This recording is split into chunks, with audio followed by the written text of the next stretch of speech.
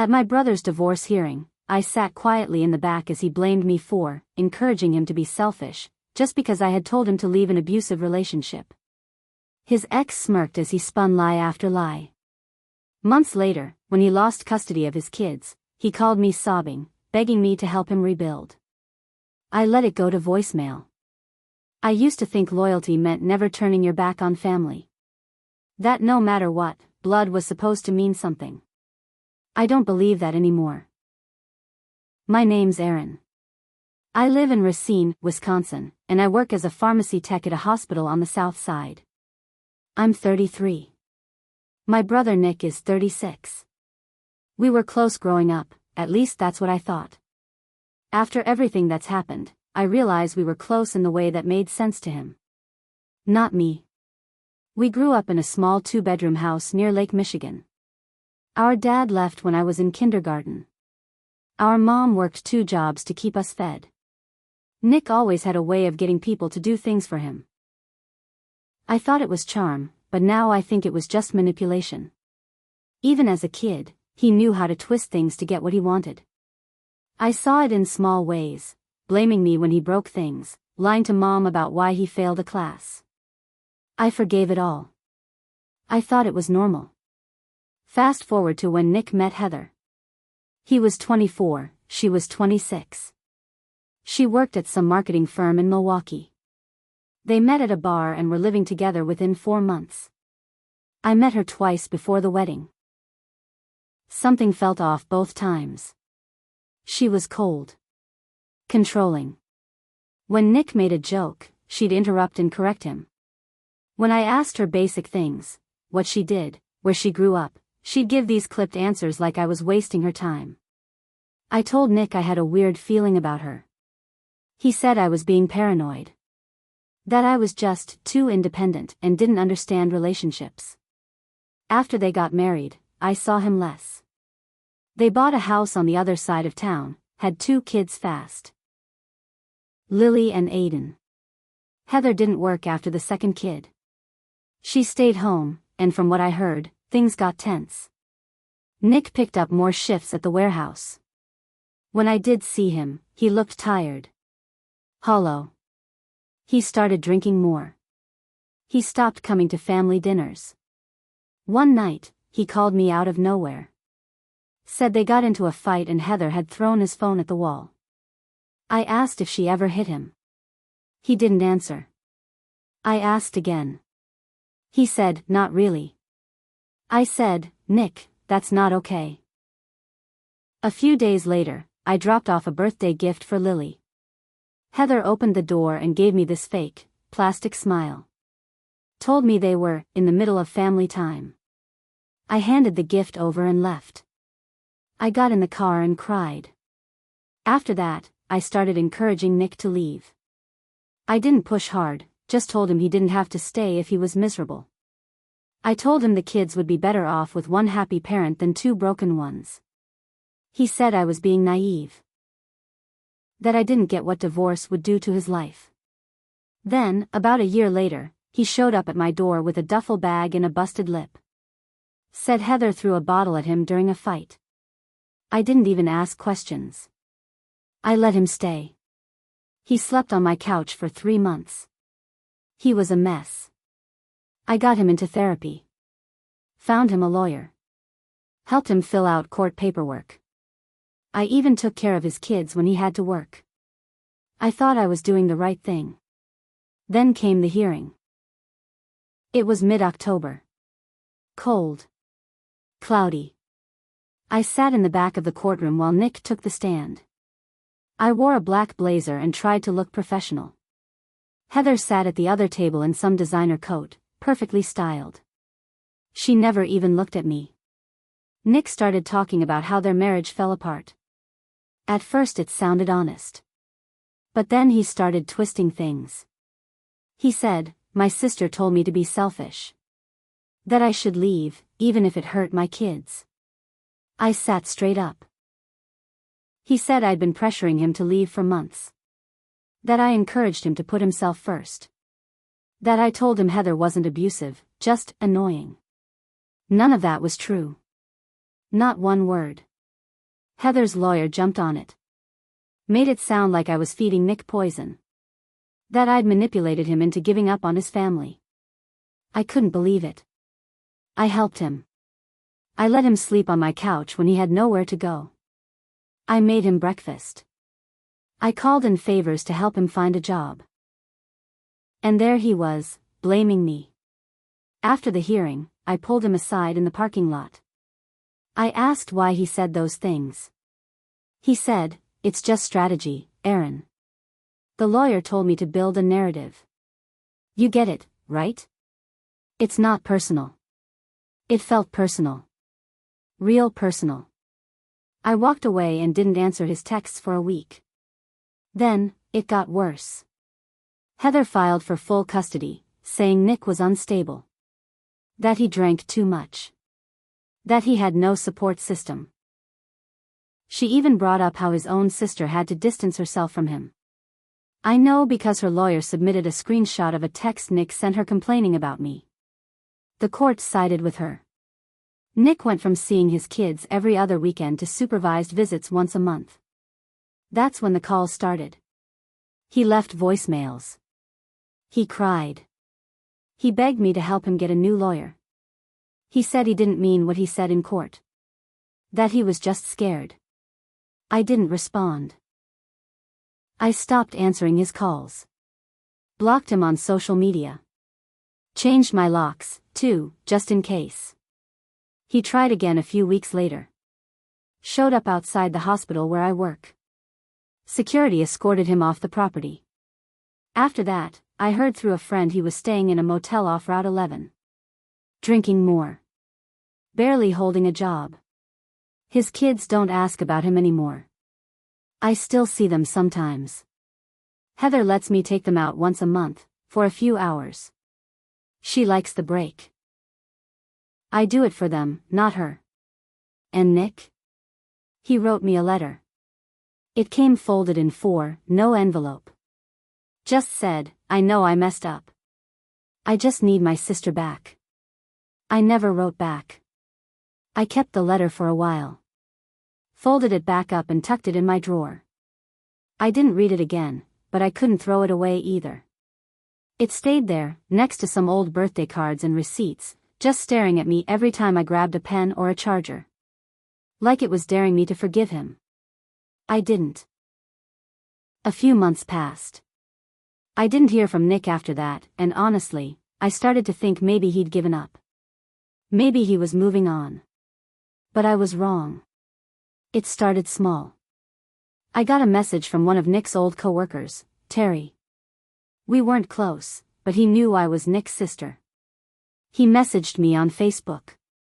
"Hey, just a heads up. Nick's been telling people you ruined his life." I asked what he meant. "He's been saying you tricked him into leaving Heather. That you brainwashed him. That you did it because you were jealous of his family." I stared at the screen for a long time. More messages came in over the next week. One from an old high school friend. Another from someone I used to work with. All said the same thing: Nick was out there trashing me. To anyone who'd listen. And Heather? She loved it. She started posting little jabs on Facebook. Not direct ones, but enough to know they were about me. Stuff like, "Some people are only happy when they're ruining others." Or, "Family can be your biggest enemy." People would comment, and she'd reply with vague things like, "You have no idea what I've dealt with." I ignored it. For a while. But then I lost one of my side clients. I do bookkeeping part-time for small businesses. One of my clients, a local salon, called me up and said they were going to go a different direction. I asked if something was wrong, and the owner hesitated before saying, "It's just, we've heard things about your brother. And about how you're involved in all that mess." That's when it hit me. This wasn't just gossip anymore. This was spreading. And it was starting to affect my life. So I called my lawyer. I told her everything. She looked into it and found out Nick had posted about me in a private Facebook group. A local one. He claimed I coached him into leaving his kids and destroyed his marriage for kicks. She said we could send a cease and desist. I said do it. We did. 2 days after it was delivered, Nick showed up at my door. He looked like hell. Eyes sunken, skin pale, hair greasy. He looked like someone who'd been sleeping in his car, and maybe he had. I didn't open the door. I just stood behind the glass. He held up the letter and shouted, "Why are you doing this? Why are you turning everyone against me?" I didn't answer. He pounded on the glass. Screamed my name. Begged. Swore. Then cried. I called the cops. He left before they showed up. After that, it went quiet again. Weeks passed. I focused on work, saw Lily and Aiden when I could, kept my head down. I thought maybe he got the message. But then I got a knock at work. It was CPS. Someone had reported that I was mentally unstable and emotionally manipulative toward minors. I sat there in shock. They were polite, but serious. Asked about my visits with Lily and Aiden. Asked if I'd ever spoken badly about their parents. Asked if I ever encouraged them to choose sides. I told the truth. They said they'd be in touch.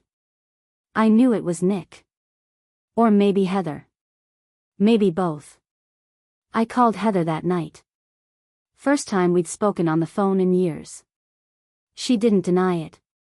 In fact, she laughed. Maybe if you hadn't stuck your nose where it didn't belong, none of this would have happened, she said. I hung up. But something in me snapped. I had stayed quiet. I had stayed out of the mud. But they were dragging me into it anyway. So if they wanted a war, I was done holding back. I started documenting everything. Every message. Every post. Every voicemail. I wrote out a full timeline of events: Nick's drinking, Heather's abuse, the lies they told in court, the smear campaign. I gathered photos, texts, witness statements. I even tracked down Nick's old therapist, who agreed to provide a written statement about the state Nick was in when he left Heather. I didn't know what I was going to do with it all. Not yet. But I knew one thing for sure: I wasn't going to let them keep writing the story anymore. I spent 2 weeks collecting everything. I barely slept. I'd get home from work, heat up leftovers, and just sit at my kitchen table with papers spread out all around me. I felt like a detective, or maybe more like someone putting together a case for trial. Because in a way, that's what it was. I wasn't going to court, not yet. But I wanted to be ready. The biggest thing I had was a copy of the CPS report that eventually came back unfounded. They cleared me. Said there was no evidence of harm, no reason to pursue anything further. It was a relief, but also more proof. Proof that someone was trying to weaponize the system against me. I added it to the file. Then, something happened that I didn't expect. Heather's new boyfriend, Jason, the same guy she left Nick for, reached out to me. He sent me a Facebook message. Short and awkward. Hey. I don't mean to stir anything up, but I think you should know Heather's been lying about you. And about a lot of things. I didn't respond right away. I didn't trust it. But then he followed up. She told me you tried to seduce Nick. That you were obsessed with him. That's why he left. That's what she's been telling people. I sat there, staring at the screen, my heart pounding. It didn't make sense to me at first, he said. But now, after living with her for 2 years, I see it. She lies. Constantly. To control people. I just wanted to let you know I believe you. I finally messaged him back. We met at a coffee shop on a Sunday morning, where no one would recognize us. Jason was nervous. He kept looking around like he expected Heather to pop out from behind the espresso machine. He told me everything. She'd faked receipts in the divorce case. Told her lawyer that Nick had hit her, even though there were no reports and no witnesses. Used a friend to lie in court about seeing bruises that never existed. Got Nick's boss to write a bad character reference after threatening to report him for harassment. She'd even tried to convince Jason to lie for her in case Nick filed for custody again. She wants control, Jason said. That's all it's ever about. If someone threatens that, she turns on them. You, Nick, even me now. I asked why he was coming forward now. He looked ashamed. Because she started doing the same stuff to me. I finally get it. And I'm sorry I didn't see it sooner. I added his statement to the file. 2 weeks later, Jason moved out. I didn't ask how it went, but I saw Heather post one of her passive-aggressive statuses about cowards and weak men. Classic. A few days after that, I got another message, this one from a woman named Tanya. I didn't recognize her name, but she said she used to date Nick briefly after his divorce. She said, I know this is random, but I thought you should know. Nick told me you were crazy possessive and tried to ruin his marriage because you hated Heather. I felt sick reading it. I asked her how he brought me up. She said he always talked about me like I was jealous. That I never wanted him to be happy. That I meddled in his life and got off on playing savior. She said she broke things off when she saw how unstable he was. He told me once that if you just kept your mouth shut, he'd still have his kids. And his life. It was one thing for him to lie in court. It was another thing entirely to keep spreading those lies in his day-to-day life, like he was building a whole personality out of blaming me. And now I knew, he wasn't going to stop. Not on his own. So I made a decision. I wasn't going to stay quiet anymore. I met with a family law attorney. Not to sue anyone, yet, but to ask about filing a formal statement with the family court. To submit a record of lies and misconduct from Heather's side. To request it be reviewed in case Nick ever wanted to petition for custody again. I wasn't doing it for Nick. I was doing it for the kids. Because whatever kind of father he'd become, they still had a right to the truth someday. My lawyer said it was possible. Especially if Jason was willing to sign an affidavit. I called him. He agreed. We filed the documents. 2 weeks later, Heather showed up at my door. She didn't knock. Just stood there in her coat, arms crossed, sunglasses on even though it was cloudy. I opened the door but didn't step outside. You think you've won, she said. You're not even a mother. You'll never understand. I didn't respond. She stepped closer. You've ruined everything. And I finally spoke. No. I just stopped covering for you. She didn't say another word. Just turned and walked off like some villain in a made-for-TV movie. But the next day, I got an email. From Nick. Subject line. What the hell did you do? He was furious. Said the court had called him to ask about new filings related to his custody case. Said Heather was losing her mind. Said I'd screwed up the last chance he had at rebuilding anything. And I sat there and thought, good. Because now the truth was finally out there. But this wasn't over yet. Not even close. The fallout hit fast. After my lawyer filed the documentation, the family court reopened parts of Nick's old custody case. Not because they were giving him another shot, but because they wanted to investigate whether the original decision had been influenced by false or misleading testimony. If they found proof Heather manipulated the court, it could affect future custody petitions and even open her up to perjury charges. I didn't expect that. Jason was subpoenaed. So was Heather's old friend who lied under oath. Her lawyer backed out within a week of the notice. I guess he didn't want his name tied to what was starting to look like a major mess. She had to hire a new one. An expensive one. Nick called again. I didn't answer. Then one day, I got a call from CPS again, not about me, but about the kids. Turns out Lily had mentioned something at school.